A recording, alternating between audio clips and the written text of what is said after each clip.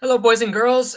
Just like last week, I want to create another video where I go over the answers from the Scholastic articles. Was going through all of your answers, and I found that you guys, it seems like you enjoyed the Trash Collector article more than the American Revolution article, and had an easier time with the Trash Collector article. But I want to go over the answers for both of them.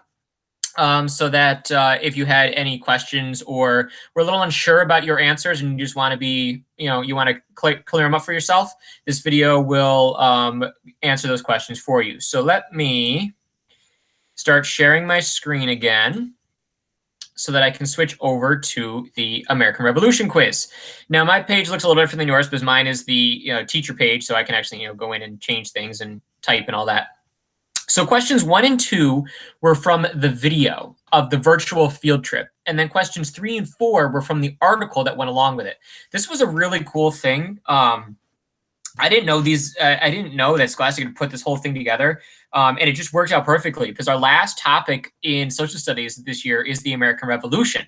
So this virtual field trip was really cool, and it tied into that book series I Survived that I know a lot of you have read. So this was a really cool little activity to do. So let's jump right in. First question was, put your name. Second question came from, or the first question to answer came from the video, and it said, how does the section about Martin's experience on the battlefield help you understand the horrors of being a Revolutionary War soldier? Consider the music, the narration, the visuals. So this was a 30-second clip in the video. And just by looking at this, you can see the terrible things that Martin saw, hear the horrible things. The music was intense. The narrator was intense. He was serious. So it really gave you a pretty clear picture of how terrifying it was to be a soldier during this war. So those were some of the answers I was looking for. Because regardless of who you are, you're going to get the same experience by watching that video. The point of the visuals and the sounds and the music was to help you feel this fear that a soldier would have had. The next question starts talking about 250 years ago when America was not a country yet. It was still 13 colonies. And the first of these questions was, who was in charge? Well, England was in charge, King George III. Some of you said that America was in charge. Some of you said George Washington was in charge. No.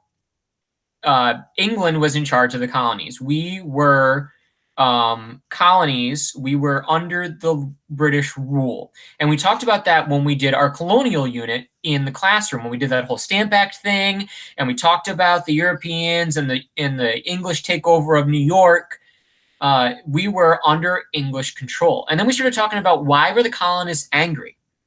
Well, they were being taxed, and laws were being made without their voice being heard. And they were getting pretty mad about that. So we started talking a little bit about some of the events that led up to the revolution. We talked a little bit about the Boston Massacre, and we talked a little bit about the Boston Tea Party. And these were things where colonists started to rebel. They started to fight back. And so an answer here I was looking for was, one, that England or King George III was in charge, and that the colonists were mad because England was controlling them, and that they fought back. That's something along the lines of what I was looking for in this question. Then the last two questions. What was the main idea of the article? Well, the main idea of the article, depending on what you used as your details, could have been something like, the main idea of the article was the Revolutionary War. Something as simple as that. It could have been what it was like to be a soldier during the Revolutionary War. But mainly, the article was about the Revolutionary War. And then any detail from the text could have been your evidence for that. Whether it was Martin on the battlefield or the colonists revolting because they were angry, anything like that would have been an acceptable detail, as long as it was related to the main idea of the article. So that was the 4 questions from this activity about the American Revolution. I think those virtual field trips are pretty cool. I might try to find a few more of them. Now I want to switch over to the Trash Collector article. I wanted to find a science article after doing a social studies article. I'm trying to do that with our Scholastic articles where we're doing our ELA questions, but we're also keeping up on our social studies and our science content. So this article was about this invention in Baltimore. And again, so the first question was, what's your name? Then it asks, what does the word current mean as used in paragraph 2? Now, in the video I made last week about the digital text, and actually let me switch over to Scholastic articles and pull up the trash collector article. When you're reading a digital article, sometimes text is going to be blue. And if you notice, when I come over to the word current, it's blue, and I can click on it. And now it gives me a definition: a stream of water moving within another body of water. And I'm just going to read the sentence to see if that makes sense. It would be powered by the river's current. Well, I know a river is water. So now I'm going to go back to my answers. Happening right now, which a lot of you picked that one. And, well, that has nothing to do with water. My context clues here are telling me that he's talking about water. And then the actual definition tells me a stream of water moving within another body of water. And that actually turned out to be choice number 3. It's right here. This was the definition, and it came right in the article. You just had to click on the word, and this little button would have popped up. The next question was, what inspired John Kellett to create the trash wheel? Well, he was inspired by just walking down the river and seeing that it was littered with trash. It was harming the wildlife, and he wanted to help. So just by seeing all of the nastiness in the water, that's what inspired him to create this invention, the trash wheel. The next question was, what was the backup plan to power the invention if the river's current was weak? So if we scroll down, we can skim through the article, and I believe it was down towards the bottom. I remember it being in here. Some of you found it. I just got to find the exact spot on it. Maybe it was back up here.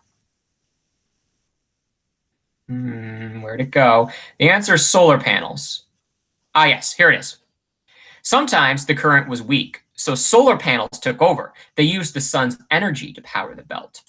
So, what was the backup plan to power the invention if the river's current was weak? Not more water, not nothing, not an engine, but it was solar panels. And it says it right here in the article. Solar panels took over. Then the last question, how does the chart help you understand how the machine works? Well, if we go down, there's this nice little diagram, and it walks you through each and every step of how the machine works. So what does the diagram do? It shows you how the wheel works, how it sucks up the trash and collects it in a bin and is powered by the water.